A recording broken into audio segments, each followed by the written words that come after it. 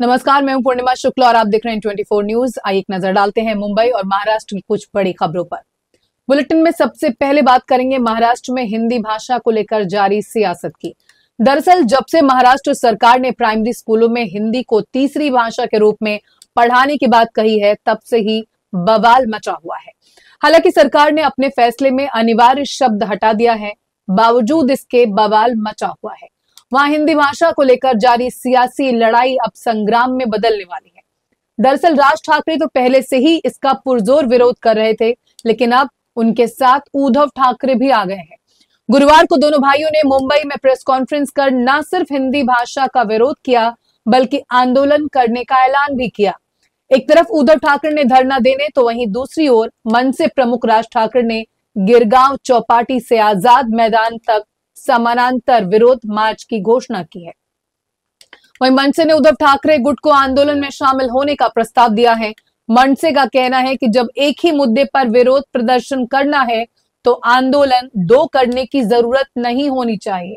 भले ही महाराष्ट्र की सियासत में दोनों भाइयों की राहें अब तक अलग अलग थी, लेकिन हिंदी भाषा को लेकर दोनों एक साथ खड़े नजर आ रहे हैं।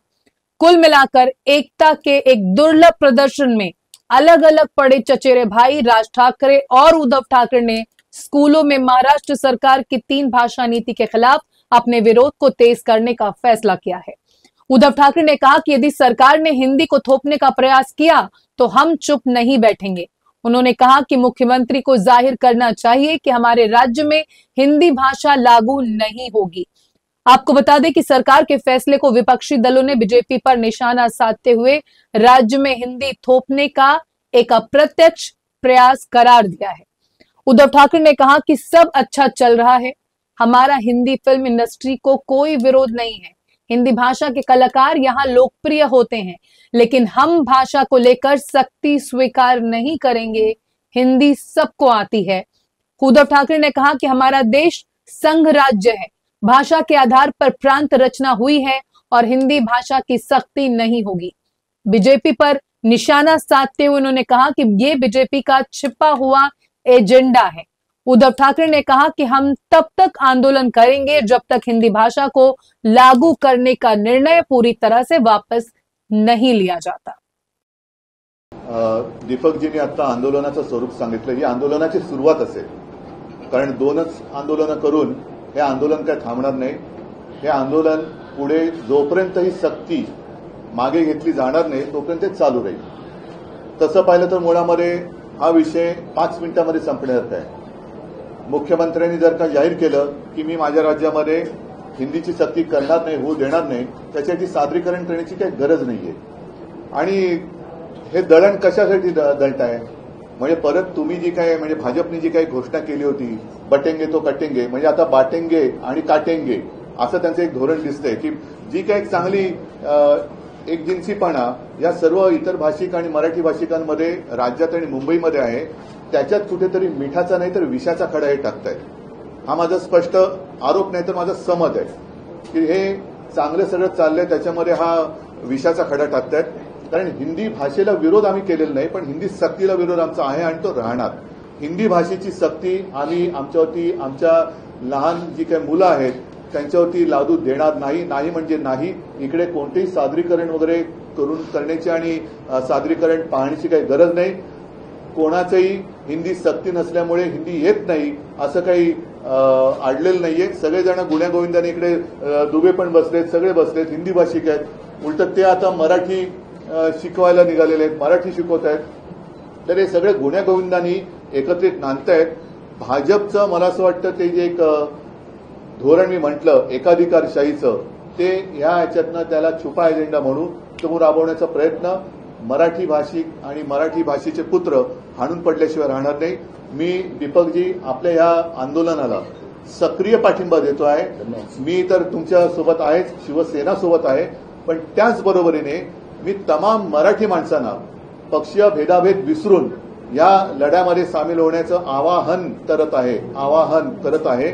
मग याच्यामध्ये आपल्या अगदी मी म्हणेन चित्रपट सृष्टीतले विशेषतः मराठी, मग त्याच्यात मोठी मोठी नावं आहेत, त्यांनी सुद्धा उतरायला पाहिजे, खेळाडूंनी उतरायला पाहिजे, साहित्यिक तर आलेच, अगदी वकील असतील, सगळ्यांनीच जे जे मराठी भाषेचे पुत्र आहेत, सुपुत्र आहेत, मग ते मुलं मुली दोन्ही, आणि मराठी भाषा त्यांना त्यांच्या हृदयात आहे, त्यांची मातृभाषा आहे, आणि मराठी भाषेवरती जे प्रेम करतात ते पक्षभेद विसरून अगदी भाजपमधले सुद्धा अस्सल मराठी माणसं, कारण भाजपमध्ये आता अस्सल लोक शोधणं हा सुद्धा एक संशोधनाचा विषय झालेला आहे, आणि अस्सल भाजपच्या कार्यकर्त्याला आता काहीतरी एक वेगळा शब्द वापरावा लागेल, कारण सगळे उपरेस त्यांच्या डोक्यावरती बसवलेत.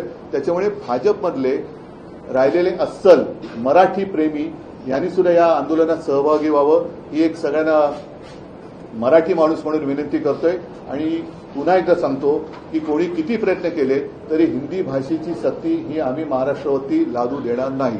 सगळ्यांना धन्यवाद देतो. जय हिंद, जय महाराष्ट्र. वहीं रैली की गैर राजनीतिक प्रकृति पर जोर देते हुए राज ठाकरे ने कहा कि इसमें कोई पार्टी का झंडा नहीं होगा, ये केवल एक एजेंडा होगा. उन्होंने कहा कि हिंदी को लागू करने के सरकार के कदम का विरोध करना है. मैं सभी से इस विरोध मार्च में शामिल होने की अपील करता हूं.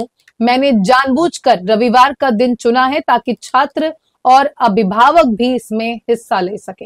गेले होत्या.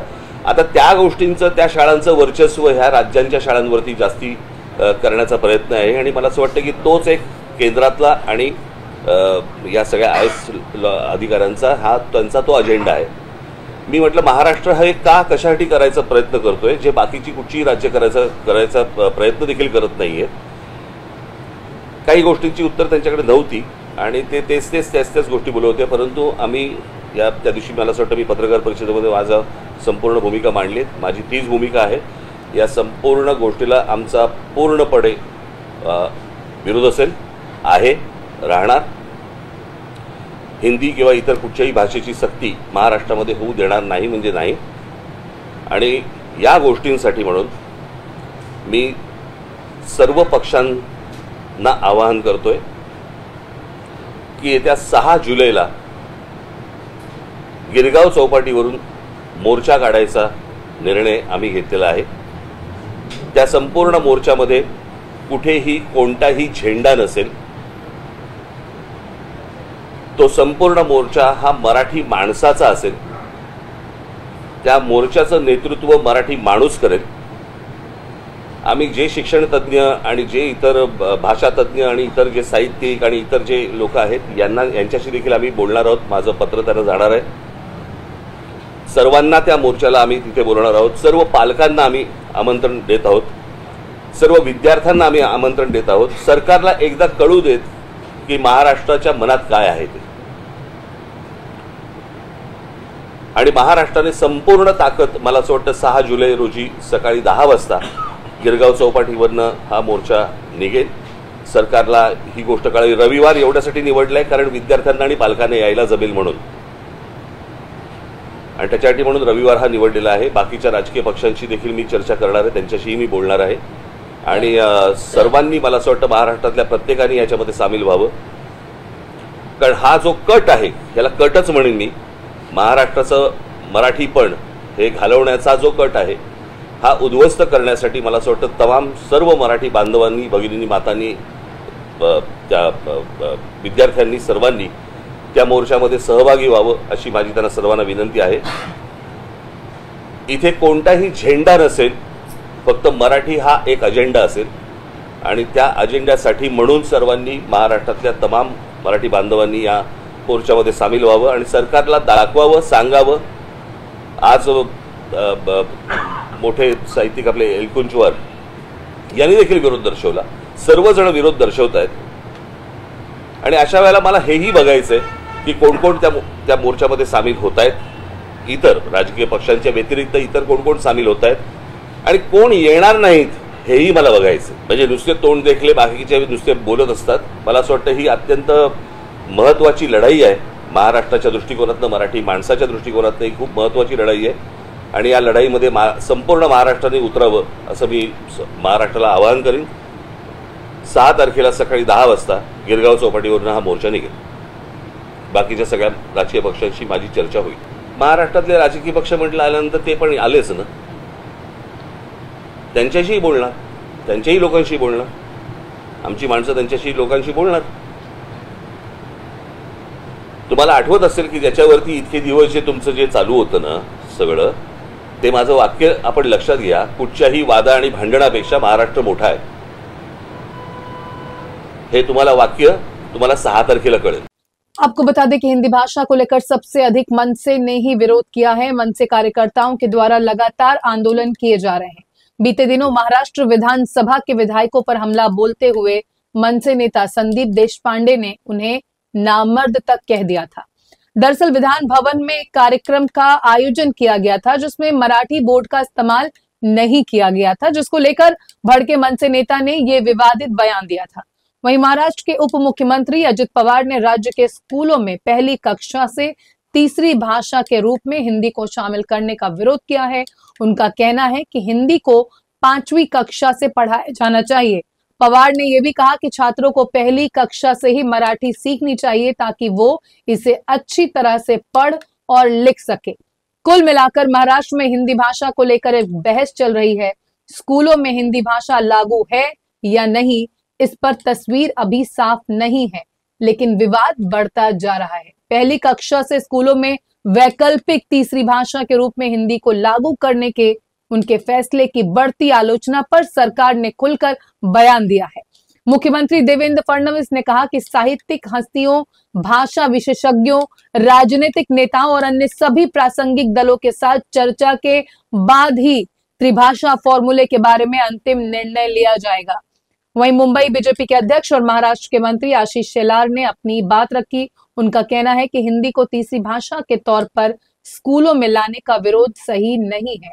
सरकार ने प्राथमिक स्कूलों में हिंदी को अनिवार्य करने का फैसला वापस ले लिया है, लेकिन 17 जून को जारी किए गए सरकारी आदेश में कहा गया है कि तीसरी भाषा तो जरूरी है, लेकिन हिंदी अब अनिवार्य नहीं होगी.